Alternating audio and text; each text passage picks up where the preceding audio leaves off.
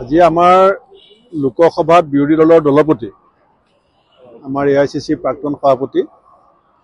শ্ৰীযুত ৰাহুল গান্ধী ডাঙৰীয়াক এতিয়া 10 জনপথত লগ পাওঁ আৰু অসমৰ গোটেই সাম্প্ৰতিক যিটো পৰিস্থিতি আৰু 2026ৰ কাৰণে দলৰ সভাপতি হিচাপে মই কি ভাবিছোঁ আৰু তেখেতৰ মতামত এই গোটেই কথাখিনি পুংখানুপুংখভাৱে আলোচনা কৰোঁ আৰু ৰাহুল গান্ধী ডাঙৰীয়াই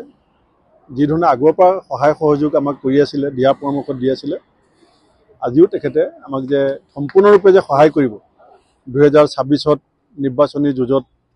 জয় হ'বৰ কাৰণে সেইটো তেখেতে আমাক কৈছে এলায়েন্সৰ সম্পৰ্কতো কথা পাতিছোঁ মই তেখেতক জনাইছোঁ যে বিজেপি বিৰোধী ৰাজনৈতিক যিখিনি দল আছে যিবিলাক সংগঠন আছে যিখিনি ব্যক্তি আছে গোটেইখিনিকে লগত লৈ চলিব বিচাৰোঁ তেখেতে সন্মতি দিছে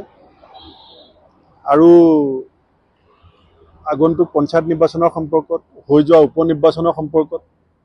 যিখিনি কথা দলীয়ভাৱে তেখেতক অৱগত কৰাৰ প্ৰয়োজন আছিলে সেইখিনি অৱগত কৰিছে আপোনাৰ প্ৰতিবেদন দিয়াৰ কথা আছিলে 5 সমষ্টি আজি মই দিছোঁ